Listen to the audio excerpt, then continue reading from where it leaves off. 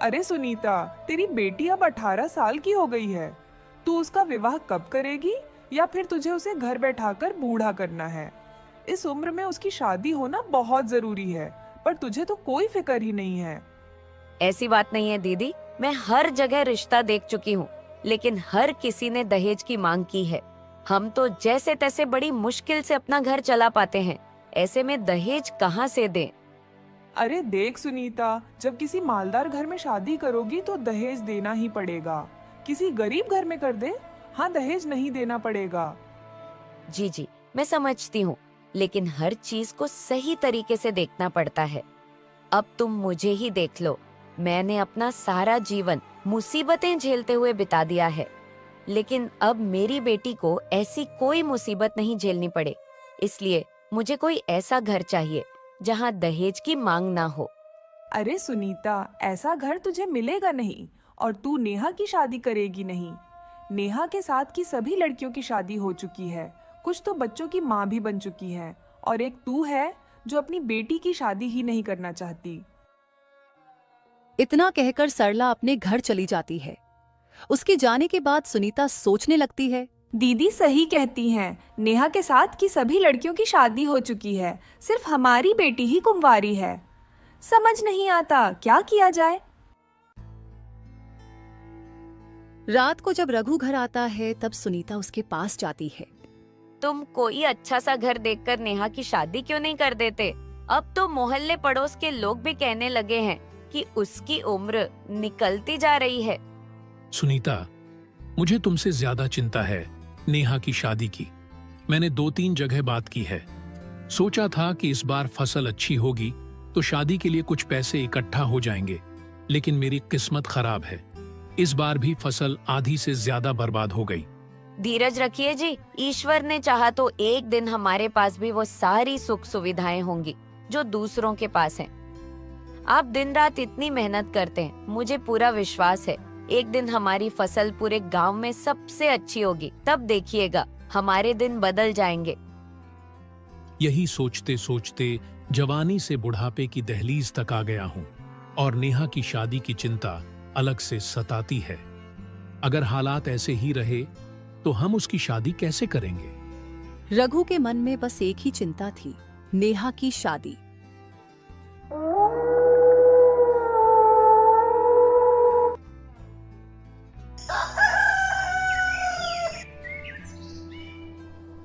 अगली सुबह रघु खेत जाने के लिए निकलता है।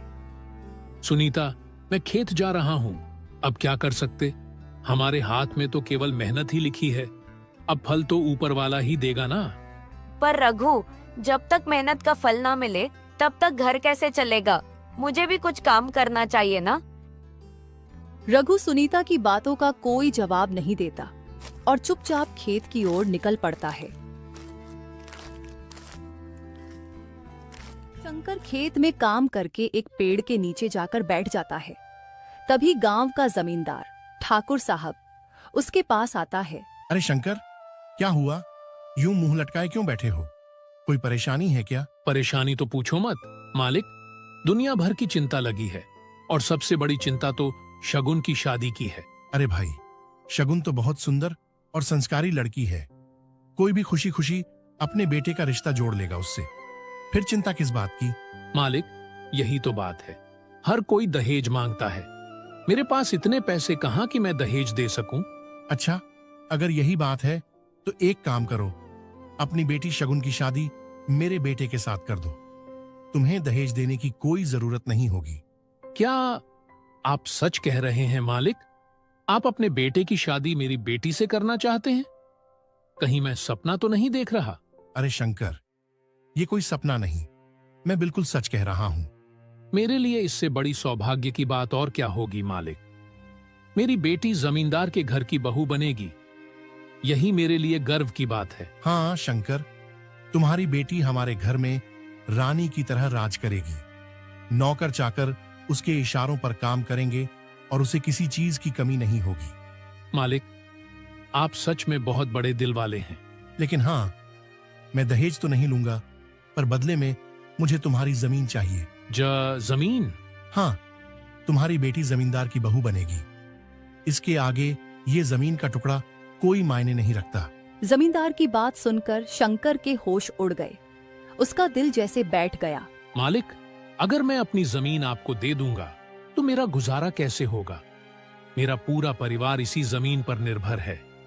अगर ये भी हाथ से चली गई तो हम भूखों मर जाएंगे। वो सब मुझे नहीं पता। अगर तुम अपनी बेटी को हमारे घर की बहू बनाना चाहते हो तो तुम्हें कुछ ना कुछ तो कुर्बानी देनी होगी। सोच लो, सौदा तुम्हारे हक में ही है। अपनी पत्नी से भी सलाह कर लो। इतना कहकर जमींदार वहां से चला जाता है और शंकर गहरी चिंता में डूबा हुआ अपने घर की ओर लौट जाता है।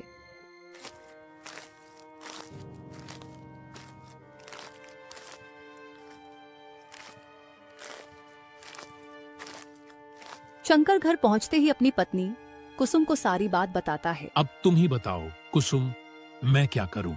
अगर मैंने जमींदार को अपनी जमीन दे दी तो हमारा गुजारा कैसे होगा? जमींदार बहुत बड़ा धोखेबाज और मक्कार इंसान है। मुझे तो लगता है कि उसे हमारी जमीन ही चाहिए। हाँ, उसकी नजर हमारी जमीन पर ही है। और क्या पता, जमीन अपने नाम कराने के बाद वह अपने बेटे का रिश्ता हमारी बेटी से करे भी या नहीं। तुम बिल्कुल सही कह रहे हो। मुझे भी लग रहा है कि जमींदार हमारे साथ कोई बड़ी चाल चल रहा है। लेकिन मैं करूं तो क्या करूं? तुम एक काम करो, इस बारे में मुखिया जी से बात करो। उन्हें जमींदार की सच्चाई जरूर पता होगी। गांव के बहुत से लोग अपनी समस्याएं लेकर उनके पास जाते हैं। ठीक है, मैं अभी मुखिया जी से जाकर बात करता हूँ। कुछ देर बाद शंकर मुखिया जी के घर पहुंचता है और उन्हें पूरी बात बताकर पूछता है। अब आप ही बताइए मुखिया जी, क्या मुझे जमींदार की बात पर भरोसा करना चाहिए? शंकर, तुम जमींदार को अभी तक नहीं जानते? वह बहुत चालाक इंसान है और लोगों को ठगने का नया तरीका निकाल चुका है। ने इससे पहले भी गांव के कई लोगों को अपनी बहू बनाने का लालच देकर उनकी जमीन हड़प ली है।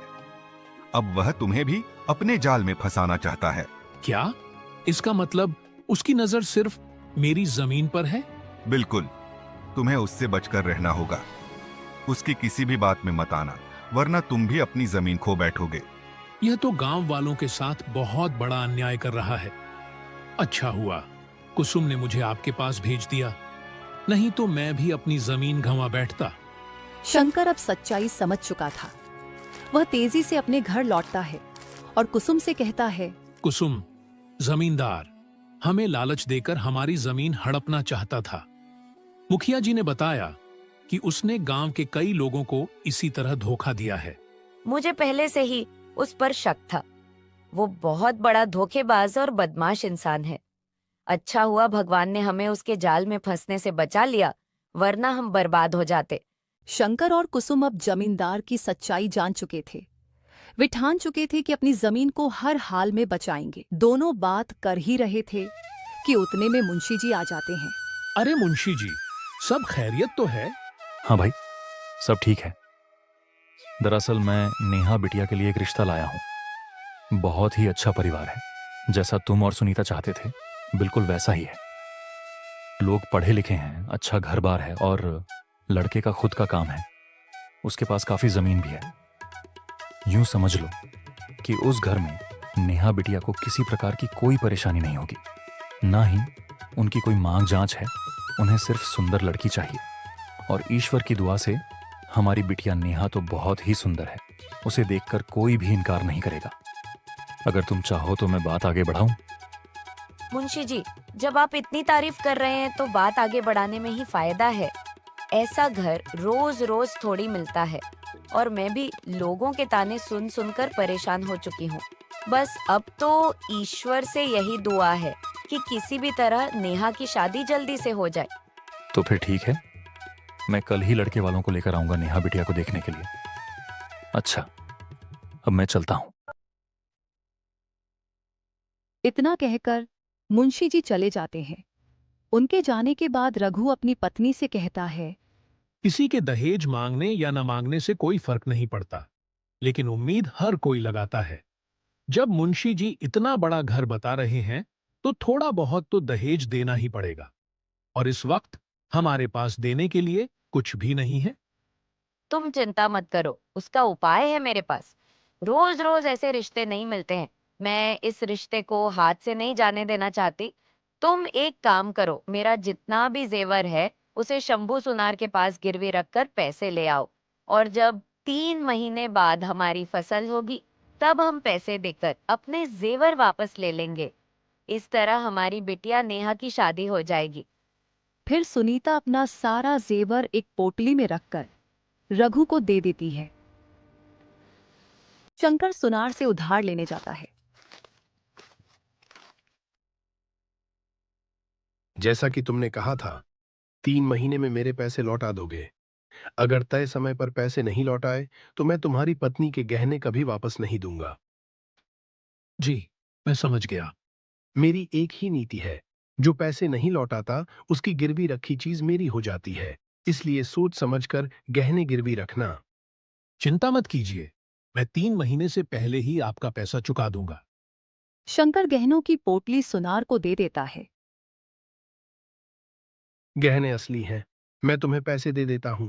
सुनार पैसे देकर गहने अपने पास रख लेता है।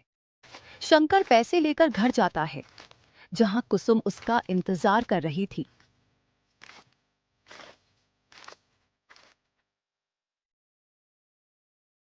क्या हुआ, सुनार ने पैसे दे दिए? हाँ, उसने पैसे दे दिए। मैंने उससे वादा किया है कि 3 महीने में पैसे लौटा दूंगा। बहुत अच्छा किया। मैं आज ही मुंशी जी से बात करूंगी। अगर सब कुछ ठीक रहा तो इस महीने में ही शगुन की शादी कर देंगे।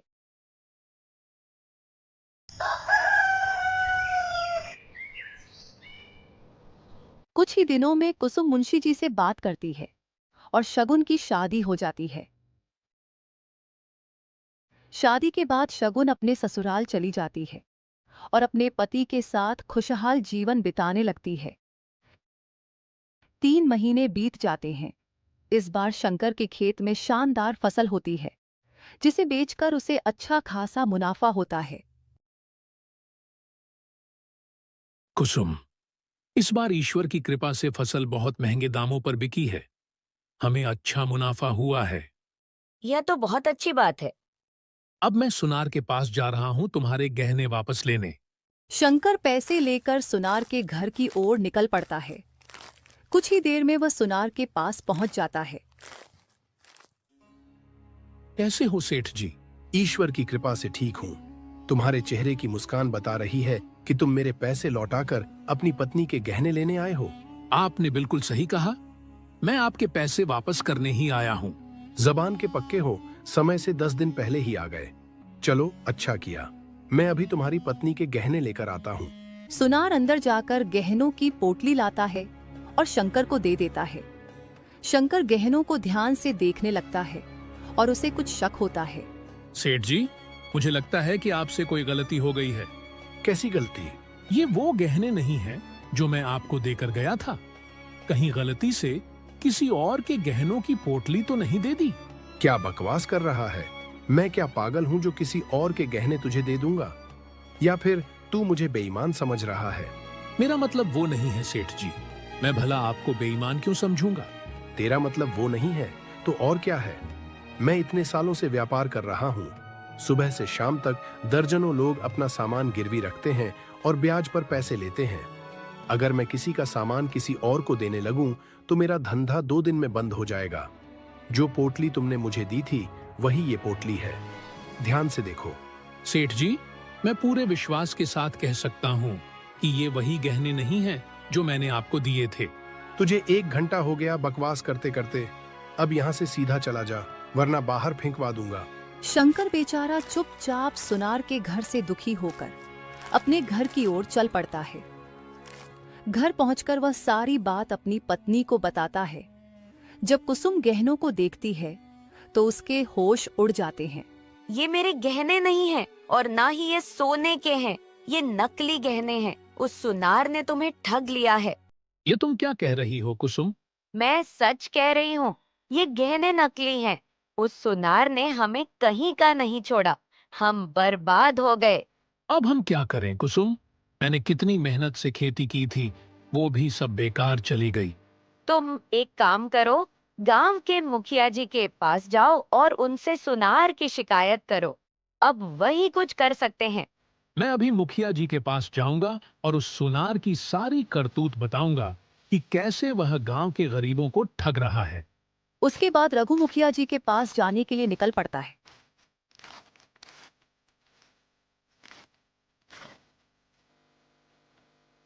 मुखिया जी, मैं बहुत बड़ी परेशानी लेकर आपके पास आया हूं। बोलो रघु, क्या बात है? मैंने अपनी पत्नी के सारे गहने गिरवी रखे थे, लेकिन शंभू सुनार ने धोखा देकर असली गहनों की जगह नकली गहने मुझे वापस कर दिए।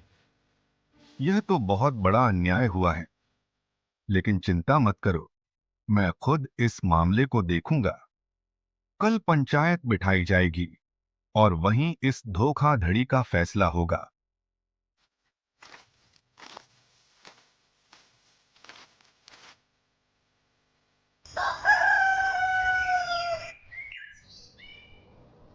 अगले दिन पंचायत बैठती है, जिसमें गांव के बड़े बुजुर्गों के साथ शंभू सुनार को भी बुलाया जाता है। पंचायत के सामने रघु अपनी पूरी बात रखता है। शंभू, क्या यह सच है कि तुमने रघु के असली गहने रखकर उसे नकली गहने दिए? नहीं मुखिया जी, मैंने ऐसा कुछ नहीं किया। ठीक है, सच्चाई का पता लगाया जाएगा। मैं 2 गांव के सैनिकों को भेजता हूं जो तेरे घर की तलाशी लेंगे।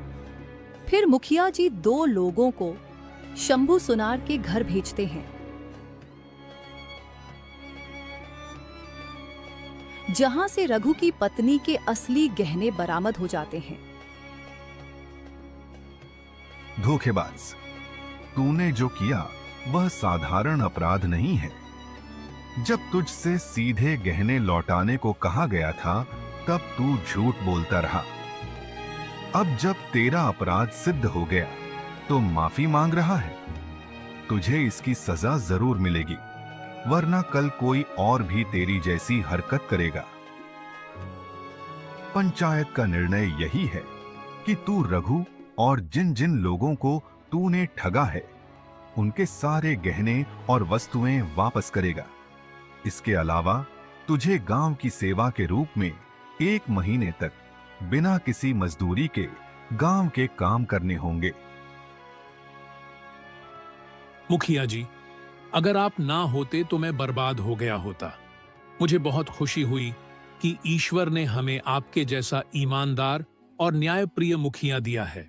उसके बाद रघु अपनी पत्नी के गहनों की पोटली लेकर खुशहाल मन से अपने घर की ओर चल पड़ता है। इस तरह मुखिया जी न्याय दिलाते हैं और गांव में सभी को उनका हक वापस मिलता है।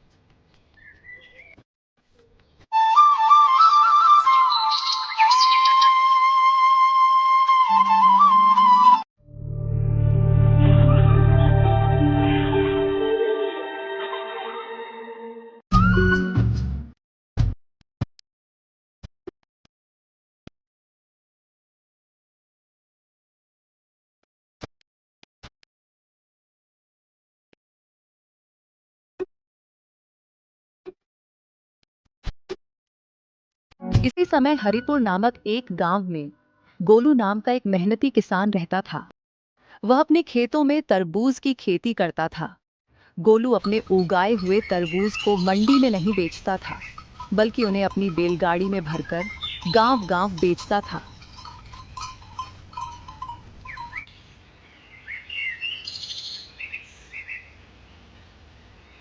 एक बार एक आदमी गोलू के पास आया जो किसी दूसरे गांव से आया था, और वह गोलू से कहने लगा, भाई साहब नमस्कार। नमस्कार। मैं बताता हूं मैं कौन हूं। मैं पास के ही गांव से तुम्हारे पास आया हूं। मुझे मेरे सेठ जी ने तुम्हारे पास भेजा है। अच्छा, तो बताइए किस काम से आए हैं? अरे भैया, मेरे मालिक नगर की मंडी में थोक का व्यापार करते हैं। बहुत बड़ी दुकान है हमारे माल की, जिसमें वह तरबूज का व्यापार करते हैं। मेरे मालिक को मंडी में बेचने के लिए बहुत ज्यादा मात्रा में तरबूज चाहिए।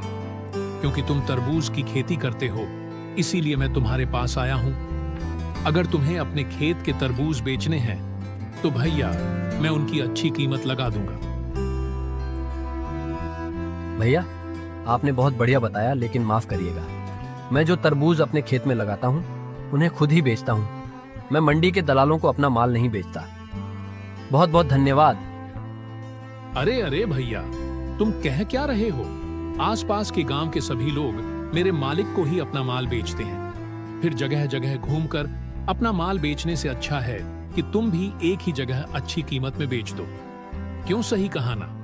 और भैया, अगर तुम भी मेरे मालिक को सारे तरबूज बेच दोगे तो तुम्हारी मेहनत कम लगेगी और पैसा भी अच्छा मिल जाएगा। फिर जाकर अपने नए तरबूज उगाओ ना। तरबूज बेचने में क्यों समय लगा रहे हो भाई? तरबूज उगाने में समय लगाओ, उगाने में, समझे?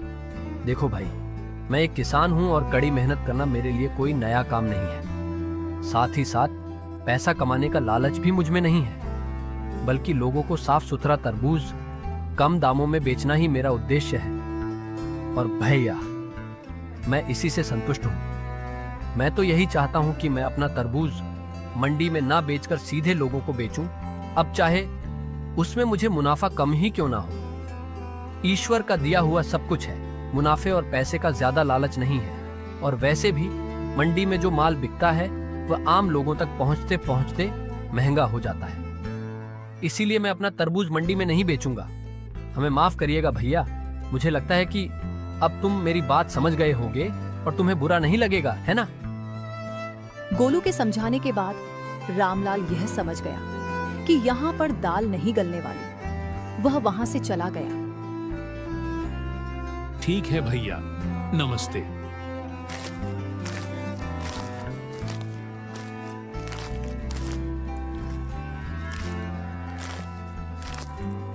गोलू अपनी बैलगाड़ी पर ढेर सारे तरबूज लादकर बेचने के लिए निकलता है।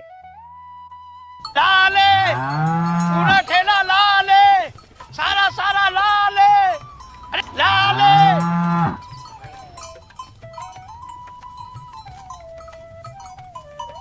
काफी देर बाद वह सूरजपुर नाम के गांव पहुंचता है, लेकिन तब तक अंधेरा हो चुका होता है। अरे, शाम ढल गई और अंधेरा भी हो गया। इतनी दूर चलते चलते मैं भी थक गया हूँ और हमारे ये दो प्यारे बैल भी। ऐसा करता हूँ कि आज रात यहीं पर गुजार लेता हूँ। यही सोचते सोचते गोलू एक बड़े से घर के सामने से गुजरता है। तभी घर के बाहर खड़ा एक आदमी उसे आवाज लगाता है। ओ भाई, कौन? अरे कौन हो तुम? हमारे गांव के तो नहीं लगते। नमस्ते भाई साहब, मेरा नाम गोलू है और मैं हरिपुर गांव का हूँ। ये तरबूज बेचने के लिए सूरजपुर गांव की तरफ जा रहा हूँ। अब क्या बताएं भैया, सुबह से गाड़ी खींचते खींचते मेरे बैल थक चुके हैं और मैं भी उन्हें चलाते चलाते थक गया हूँ। इसीलिए सोचा कि आज रात को यहीं कहीं आसपास रुककर सुबह निकल जाऊं। अगर आप थोड़ा मदद कर दें और बता दें कि इस गांव में रात को ठहरने के लिए कोई जगह मिल जाएगी। अरे भाई, इसके लिए इतना परेशान होने की जरूरत नहीं है। तुम कहीं और क्यों जाओगे? मेरा इतना बड़ा घर है, आज रात यहीं रुक जाओ। इतना सुनते ही गोलू ने अपनी बैलगाड़ी एक तरफ लगा दी और चैन की सांस ली। गोलू खाना खाने के बाद हवेली में बैठा होता है, तभी धर्मपाल सेठ उससे बातचीत करने लगता है। अरे बाप रे, इतनी बड़ी हवेली। हुजूर, मैं आपका यह उपकार कभी नहीं भूलूंगा। आप जैसे दयालु लोग आज भी इस धरती पर हैं, इसीलिए हम जैसे गरीब लोग जी रहे हैं। वरना आज रात इस गांव में न जाने मुझे कितनी तकलीफ उठानी पड़ती। अरे इसमें कौन सी बड़ी बात है भाई? देखो गोलू, एक इंसान ही दूसरे इंसान की मदद करता है। वैसे देखने में तो तुम बहुत मेहनती किसान लगते हो। अब यह मेरा कर्तव्य है कि मैं तुम जैसे आदमी की सहायता करूं। अच्छा सुनो, एक बात बताओ, ये सारे तरबूज तुम्हारे ही खेत के हैं या किसी व्यापारी से लेकर बेचने के लिए निकले हो? अरे नहीं नहीं साहब, ये तो हमारे अपने ही खेत की फसल है। व्यापारी से खरीद कर बेचूं, इतना बड़ा आदमी मैं नहीं हूं। इसके बाद दोनों में काफी देर तक बातचीत होती रही। गोलू ने बताया कि वह अपने खेत के तरबूज सीधे ग्राहकों को बेचने में विश्वास रखता है। ये सुनकर धर्मपाल सेठ गंभीर हो गया। हाँ, आज के समय में तो मंडी के दलाल किसानों से कम दामों में माल खरीदते हैं और फिर उसे जमा करके ऊंची कीमतों पर ग्राहकों को बेचते हैं। बड़े चालाक हो गए हैं ससुरे। इसी वजह से आम आदमी को महंगे दामों पर सामान खरीदना पड़ता है। मुझे तो लगता है कि मंडी के लोगों का यह तरीका बिल्कुल गलत है। आपने बिल्कुल सही कहा साहब। आजकल तो यही सब कुछ हो रहा है, और ऐसा ना हो इसीलिए मैं अपने खेत के तरबूज सीधे ग्राहकों को कम कीमत पर बेचता हूँ। मुझे लगता है कि मैं समाज के प्रति अपने कर्तव्य को पूरा कर पा रहा हूँ, और यही करने में मुझे खुशी मिलती है। सच में गोलू भाई, तुम्हारे विचार बहुत ही उच्च स्तर के हैं। अगर सभी लोग तुम्हारी तरह सोचने लगें तो सच में सबका भला हो जाए। अच्छा सुनो, अब काफी रात हो गई है और तुम्हें सुबह जल्दी उठना है। आराम कर लो। धर्मपाल सेठ ने अपने घर के एक कमरे में गोलू के सोने का इंतजाम कर दिया। उसने एक बिस्तर बिछाया और फिर खुद अपने कमरे में सोने चला गया। धीरे धीरे गोलू की आंखें भारी होने लगती हैं और वह चैन की नींद सो जाता है।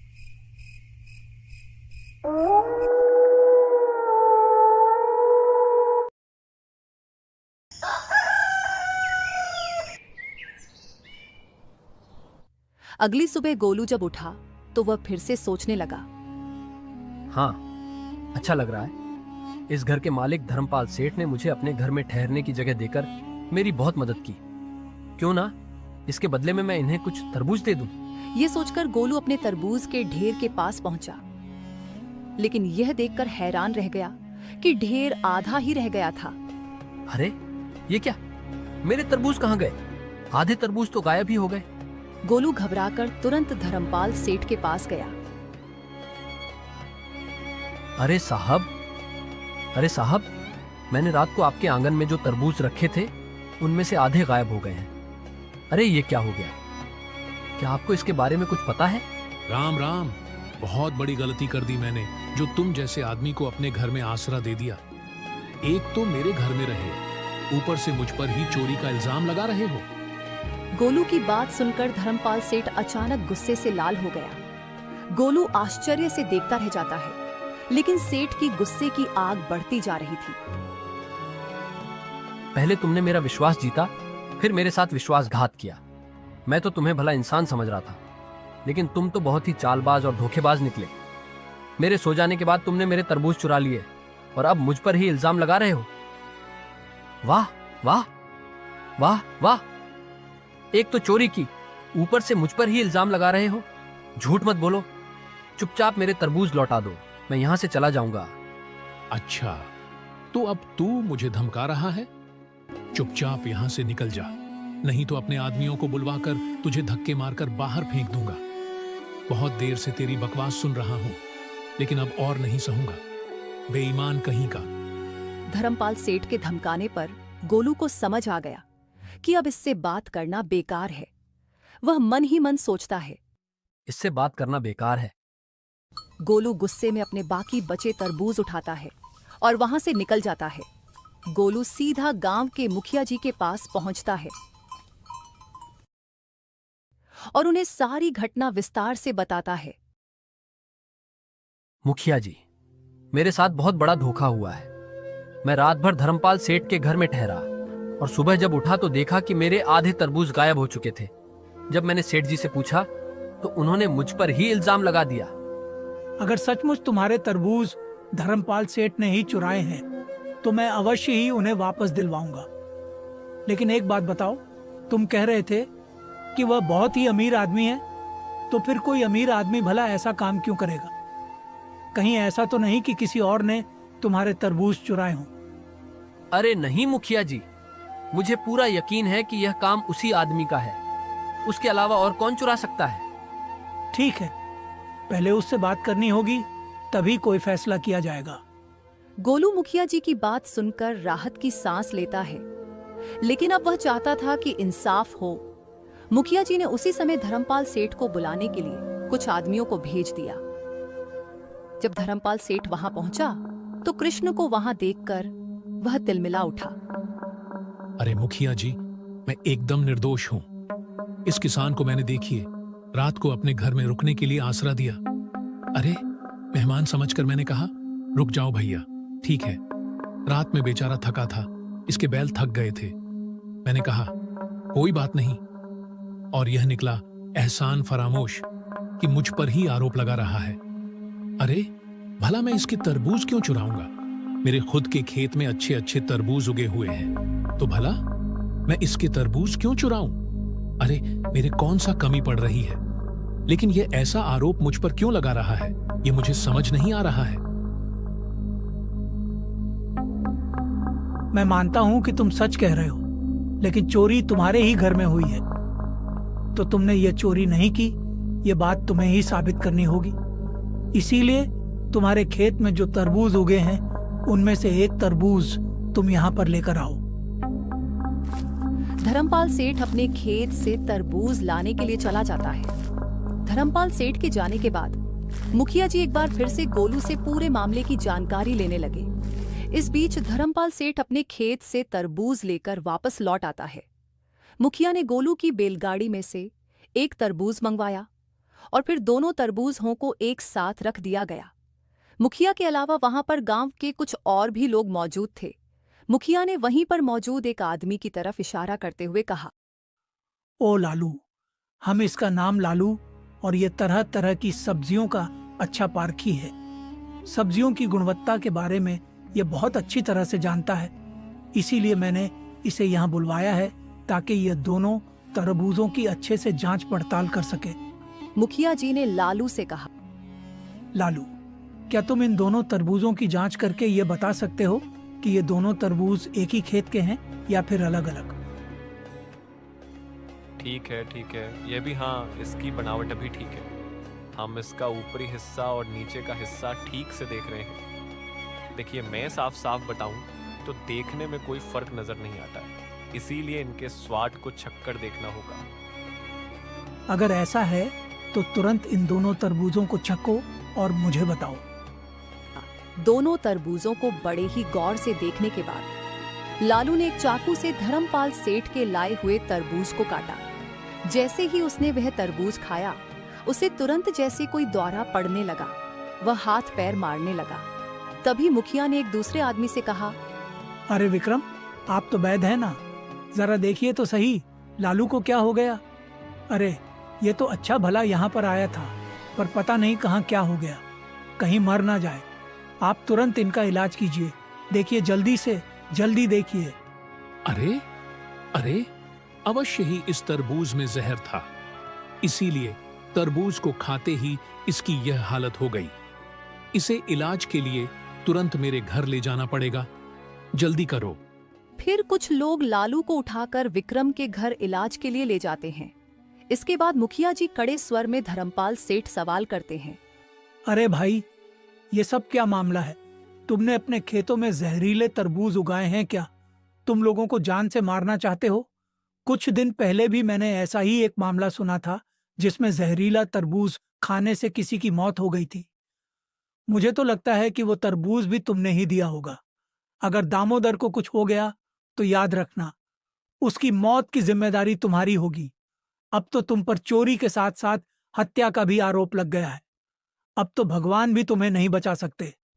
ये सुनते ही धर्मपाल सेठ डर जाता है और मुखिया को एकांत में ले जाकर फुसफुसाता है, अरे मुखिया जी, जरा इधर आइए, देखिए, मुझे माफ कर दीजिए। यह तरबूज मेरे खेत के नहीं है, बल्कि यह तो उस किसान गोलू के ही तरबूज हैं। अरे उसके ही तरबूज जहरीले हैं। अगर यह बात मुझे पता होती तो मैं उसके तरबूज चुराता ही नहीं। देखिए, अगर आप इस मामले से मुझे बचा लेंगे तो मैं आपको मालामाल कर दूंगा।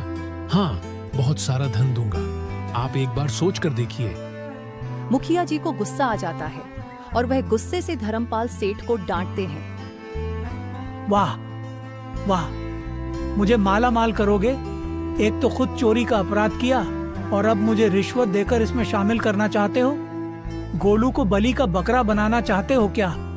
अब तो मुझे पक्का यकीन हो गया है कि तुमने पहले भी कई अपराध किए होंगे। तुम्हें क्या लगता है कि हर आदमी तुम्हारी तरह लालची होता है? तुमने मुझे भी एक लालची इंसान समझ लिया जो रिश्वत का पैसा हजम कर जाएगा। तुम्हें मालूम है कि किसी को रिश्वत देना भी एक अपराध है। अगर तुमने अपना अपराध पहले ही मान लिया होता तो बेहतर होता। अब तुमने 3 अपराध कर दिए, चोरी का, हत्या का और रिश्वत देने का। तभी वहां पर गोलू, लालू और बैद जी भी आ पहुंचते हैं। तीनों को देखकर धर्मपाल सेठ घबरा जाता है और घबराहट में बोलता है, अरे अरे देखो, लालू तो एकदम ठीक है, उसे तो कुछ नहीं हुआ, वह एकदम सही सलामत है। लेकिन अगर उसे कुछ हो भी गया होता तो उसमें भी भैया मेरा कोई कसूर नहीं था, क्योंकि वह तरबूज मेरे नहीं थे, वह तो मैंने गोलू के चुराए थे। अब जब वह तरबूज मेरे थे ही नहीं तो हत्या का इल्जाम मुझ पर कैसे लग सकता है? मुखिया जी ठहाका लगाते हैं और कहते हैं, अच्छा, तो अब तुमने अपनी चोरी का अपराध खुद ही स्वीकार कर लिया। हम सब ने मिलकर यह नाटक इसलिए किया था ताकि तुम सच उगल दो। असल में लालू कोई सब्जियों का झाता नहीं है और न ही बैदजी कोई जांच करने आए थे। लालू ने तो सिर्फ तरबूज खाकर बेहोश होने का नाटक किया था। असल बात तो यह है कि कुछ दिन पहले तुमने जिस आदमी को मेरे पास तरबूज खरीदने के लिए भेजा था ना, उस रात मैंने उसी आदमी को तुम्हारे घर पर काम करते हुए देख लिया था। अब तो मामला बिल्कुल साफ हो गया। मैंने पहले ही बता दिया था कि तुमने पहले से ही एक आदमी को मेरे खेत के तरबूज खरीदने के लिए भेजा था, लेकिन जब मैंने अपने तरबूज नहीं बेचे तो तुमने मुझे अपने घर पर रोककर सोने के लिए जगह दी और आधे तरबूज चुरा लिए। तुम्हारे जैसे मंडी के दलाल बहुत ही नीच काम करते हैं। छी, मैंने सोचा भी नहीं था कि तुम इतने घटिया इंसान हो। धर्मपाल सेठ, तुम्हारी जैसी चालाकी से मैं नहीं चलता। तुम्हारे जैसे दलालों की वजह से ही मंडी में किसानों का नुकसान होता है। माफ करना भैया, गलती हो गई जो तुम्हारे घर पर आया। गोलू, तुम्हारी बात बिल्कुल सही है। मैं तुम्हारी इस समस्या के बारे में राज्य के महाराज से बात करूंगा और हाँ, तुम्हारे चोरी हुए तरबूज तुम्हें वापस दिलवाए जाएंगे। इसके बाद धर्मपाल सेठ से गोलू के सारे चोरी हुए तरबूज वापस दिलवा दिए गए। मुखिया जी ने गांव के सभी किसानों को चेतावनी दी, आज के बाद अगर किसी मंडी के दलाल ने किसी किसान को नुकसान पहुंचाने की कोशिश की तो उसे भयानक दंड दिया जाएगा। इसके बाद गोलू अपने तरबूज लेकर आगे बढ़ गया, उचित दामों पर उन्हें बेचा और वापस अपने गांव लौट गया।